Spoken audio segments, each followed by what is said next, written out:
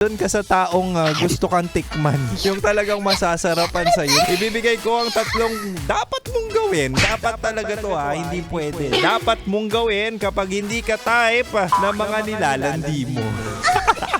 O ito mahala. Unang-una, pag ayaw niya sa'yo, aba, ipindot na natin ang next button. Next agad. Diba? Susunod na. Kung ayaw sa'yo, aba, buksan ang posibilidad sa ibang tao. Marami pa dyan eh. Marami ka pang makikita dyan. Marami ka pang matitikman at marami ka pang magugustuhan. Mahina ka kapag isa lang ang prospect mo sa buhay, lalo na't wala ka naman jowa. Pangalawa, mahal, pag ayaw niya sa'yo, acceptance. O tanggapin mo na hindi lahat ng nagugustuhan mo ay magugustuhan ka pabalik. At hindi ka rin naman pinanganak na mukhang artistahin. Alamin mo yan, di ba? Hindi lahat ng gusto natin gugustuhin din tayo pabalik. At hindi naman din ibig sabihin nun may mali sa'yo. Minsan talaga hindi ka lang pasok sa standards niya o sa kanyang panlasa. So might as well, dun ka sa taong gusto kang tikman.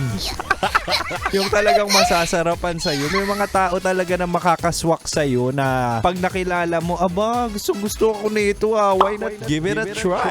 Ganun lang ang buhay, wag nang gawing komplikado. Pangatlo at panghuli, pag ayaw niya sa'yo, ay nako, ito yung sinasabi ko, wag nang ipilit. Wag mo nang ipilit ang sarili mo sa taong hindi ka kayang mahalin. Kapag pinipilit, ano nangyayari? Masakit, sumasakit, dumudugo.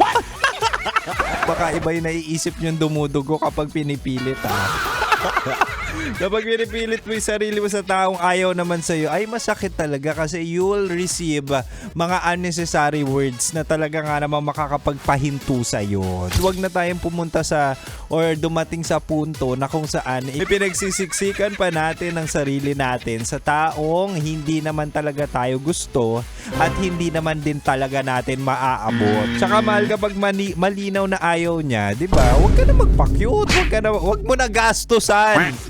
Ayaw nga sa'yo. Binasted ka nga, gagastusan mo pa. Yan ang problema sa inyo eh.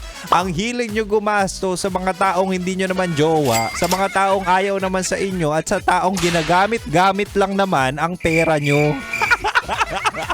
Huwag kayo maging sugar daddy at sugar mommy. Wala namang balik yan. Puro trauma at sakit lang yan. Okay? So kapag ayaw sa inyo, lumandi sa iba, the more the merrier, the more chances of winning magkaroon ng jowa. Take it from Kim Chino. Sarap manood ng radyo, no? Ginawa mo na talagang bisyo ang panonood sa amin, no? Umabot ka na rito eh. Huy!